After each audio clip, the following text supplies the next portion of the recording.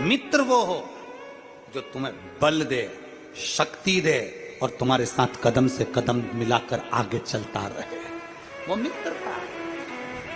हमने आज के जमाने में हर चीज को धन से तोल लिया। मेरी मम्मी ने मुझे कुछ नहीं दिया, मेरे पापा ने कुछ नहीं दिया, मेरी बड़ी बहन को सब कुछ दिया, मुझे कुछ नहीं दिया, मेरे नाना जी ने मुझे कुछ नहीं दिया, मेरे दादाजी ने कुछ नहीं दिया। बहुएं कह देती है हमारी तेरी दादी तुझे कुछ नहीं देती, और हमारी बहन ननन के बच्चे को सब कुछ दे देती है? हमने धन से सबको तोल लिया। दादी ने नहीं दिया, दादा ने नहीं दिया, पिताजी ने नहीं दिया, माताजी ने नहीं दिया, काका जी ने नहीं दिया, मेरे बच्चे का जन्मदिन था उसके चाचा ने कुछ नहीं दिया, मेरे बच्चे का जन्मदिन था उसके ताऊ ने कुछ नहीं दिया, उसने कुछ नहीं दिया। हमने केवल आज के जमाने को धन से तोल रखा है। उसने ये नहीं दिया, उसने वो नहीं दिया, बल्कि हमारे भीतर आना चाहिए,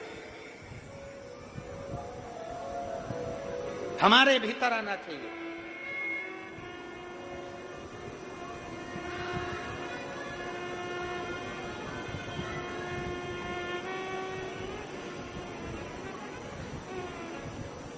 एक कितना सुंदर चरित्र है। एक लड़का एक बहुत महंगी 1 करोड़ की गाड़ी देख रहा था। गाड़ी खड़ी थी रोड पर, बच्चा देख रहा था। गाड़ी का मालिक देख रहा है कि बच्चे ने गाड़ी को हाथ लगाया, गाड़ी के ऊपर उसने हाथ लगाया, कांच को छुआ। गाड़ी का मालिक नीचे उतरा, उसने अपनी गाड़ी में उस बच्चे को बिठा लिया, अपनी गाड़ी में उस बच्चे को बिठाया, और गाड़ी में बच्चे को बिठाया और थोड़ी दूर ड्राइव करा। ड्राइव करते करते गाड़ी का मालिक बच्चे से बोला, गाड़ी कैसी लगी? बच्चा बोला, बहुत सुंदर गाड़ी है और बहुत महंगी है। सेठ, कितने की गाड़ी है? सेठ जी बोले, 1.25 करोड़ की गाड़ी है। अच्छा, हाँ। 1.25 करोड़ की? हाँ। और मेरे भाई ने मुझे गिफ्ट दी है, मेरे भाई ने मुझे गिफ्ट दी है। अच्छा सेठ, बहुत अच्छी गाड़ी है, बहुत जोरदार गाड़ी है।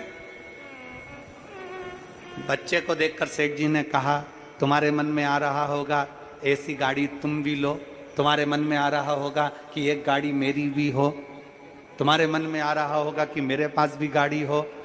बच्चा बोला, हाँ सेठ जी, मन में तो आ रहा है गाड़ी हो, पर मन में ये नहीं आ रहा कि मुझे गाड़ी मिले। मन में ये आ रहा है कि हे भोलेनाथ, मुझे इतना धन देना कि मैं भी अपने भाई को 1.25 करोड़ की गाड़ी गिफ्ट कर सकूं। गाड़ी लेने की तमन्ना नहीं, गाड़ी देने की तमन्ना हो।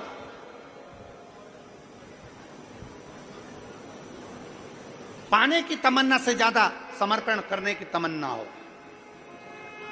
तो श्रेष्ठता।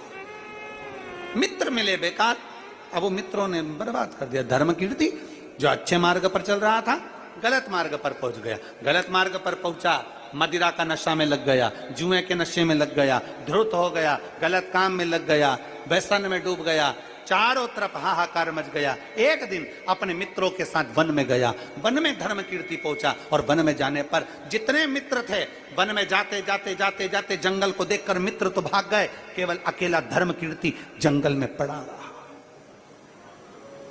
अकेला धर्म कीर्ति जंगल में पड़ा।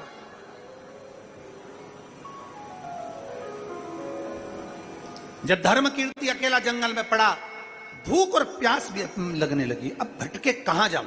मुझे भूख लग रही है, मुझे प्यास लग रही है, मैं कहां जाऊं? भटकता भटकता भटकता भटकता मां नर्मदा के तट पर पहुंच गया, मां रेवा के तट पर पहुंच गया, मां नर्मदा जी के घाट पर पहुंच गया।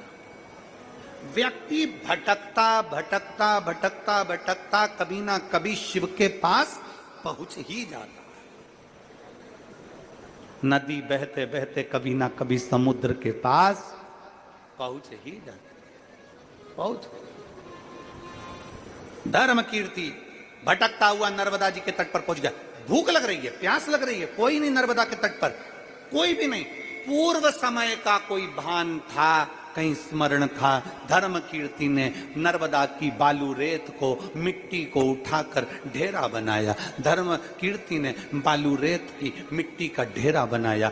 ऐसा कई लोग, आप लोग अगर रेत पर बैठते हो, बालू रेत पर बैठते हो, नदी के तट पर बैठते हो तो मिट्टी का ढेला बनाने लगते हो। मिट्टी का ढेर बनाया। धर्म कीर्ति ने जब मिट्टी का ढेरा बनाया, मिट्टी का ढेरा बनाता, एक कंकर उठाकर नर्मदा जी की नदी में फेंक देता, फिर मिट्टी का ढेरा बनाता, एक कंकर उठाकर नदी के अंदर फेंक देता। बार बार कर रहा था, बार बार। प्यास लगी, नर्मदा का जल पी लिया। भूख लगी, भोजन नहीं था, तड़फने लगा। पूरा दिन निकल गया, पूरा दिन, पूरी रात्रि निकल गई। दूसरे दिन उसके प्राण छूट गए। भूख के कारण प्राण छूट गए। बिलकता हुआ प्राणों को त्याग दिया। मरने पर यमलोक गया। जैसे यमलोक के सामने से इसको पूछा गया, इसने गलत काम करा, मित्रों के साथ रहकर गलत संगत कर कर इसने गलत कार्य करा, इसलिए इसको नरक भेजा जाएगा। वहीं से भगवान शंकर के गण भृंगी निकल कर जा रहे थे। शिवगण भृंगी ने कहा, इसको नरक नहीं भेजना है, इसको तो स्वर्ग भेजना। नरक क्यों नहीं?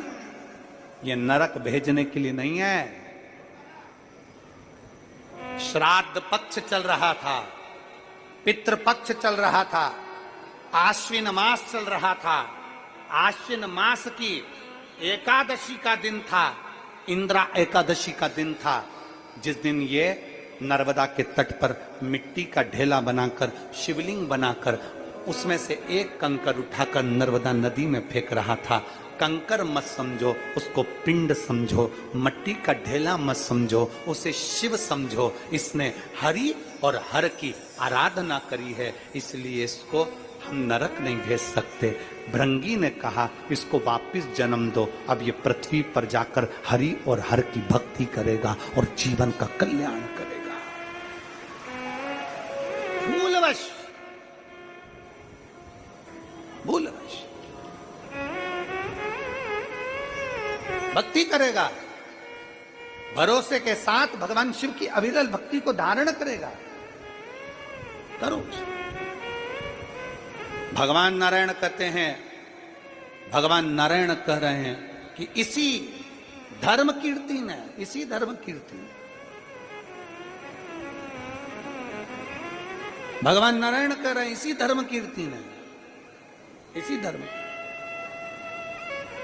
कितना महत्व है। आज अश्विन मास की एकादशी है, इंद्रा एकादशी। कहते हैं भूल से धर्म कीर्ति ने बालू का शिवलिंग बना लिया था, मट्टी का ढेरा बना लिया था, एक कंकर उठाकर नर्मदा जी के जल में फेंक दिया था तो पिंड का भाव उत्पन्न हो गया था। और शिवलिंग नहीं बनाया था, मिट्टी का ढेरा बनाया था तो शिवलिंग के रूप में प्रागट्यता हो गई थी और उसको यम की केस से छूटना पड़ा था। जरा विचार करिएगा, आज इंद्रा एकादशी के दिन आप और हम बैठकर शिव महापुराण की कथा श्रवण कर रहे हैं। हमारे हाथों से कुछ दान हो ना हो, पुण्य हो ना हो, कानों से अगर कथा सुन ली तो हमारे जीवन का कृतार्थ होता है। आज वो इंद्रा एकादशी है। भगवान नारायण मुस्कुरा रहे हैं, लक्ष्मी को देखकर लक्ष्मी से कहा, ये भद्रशील, ये भद्रशील, ये भद्रशील।